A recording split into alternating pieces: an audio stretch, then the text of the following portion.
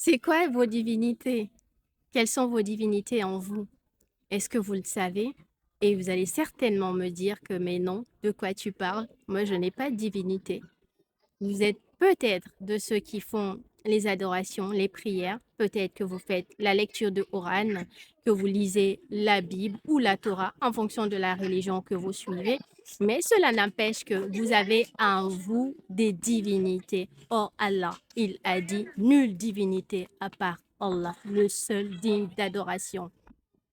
Et moi, par la baraka de mon père, Maulana Mohamed Fawzi Akarkari Khadar Sallahu Siro, il y a des gens qui viennent vers moi me dire, mais non, tu aimes trop ton père, tu le vénères de trop, et il n'y a que Dieu, c'est de l'égarement ce que tu fais, et ainsi de suite, ainsi de suite.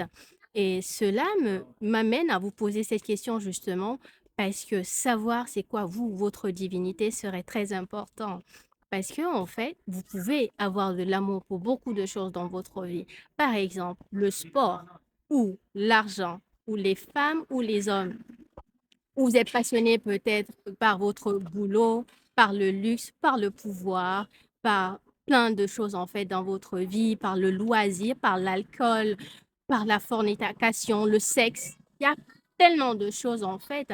Donc, vos passions peuvent devenir vos divinités. Subhanallah. Et c'est pas moi qui le dis, d'accord?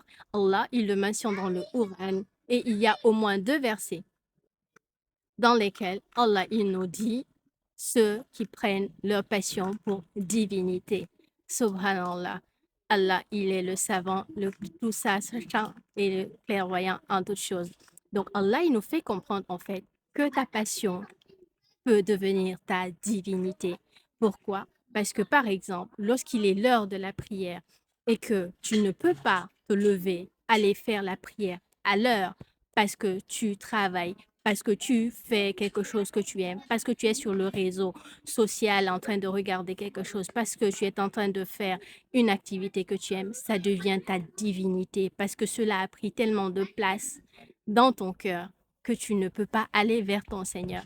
Donc, tu privilégies ta passion à Allah, donc c'est ta divinité. Donc, moi, dans mon cas, mon père n'est pas une divinité pour moi, car l'amour de mon père me mène vers Allah, Haja Wajel. À chaque fois que je rentre dans les réseaux sociaux, c'est toujours du zikr, du wird.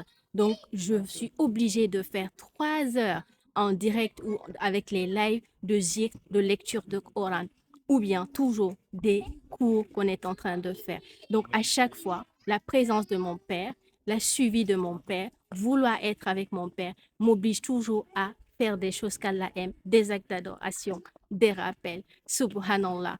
Et à chaque fois que je tombe soit sur des images, sur des vidéos, c'est toujours quelque chose qui m'enseigne vers la connaissance et le rapprochement, la proximité avec mon Seigneur Allah, Haja Wajel. Des choses que je n'avais jamais faites dans ma vie auparavant. Et que même si j'aimais faire du zikr et tout, mais constamment comme ça, m'asseoir des heures et des heures, c'est que par l'amour que j'ai eu pour mon père, par l'amour que Allah m'a accordé et qui me mène vers l'amour de mon Seigneur, qui me permet cela.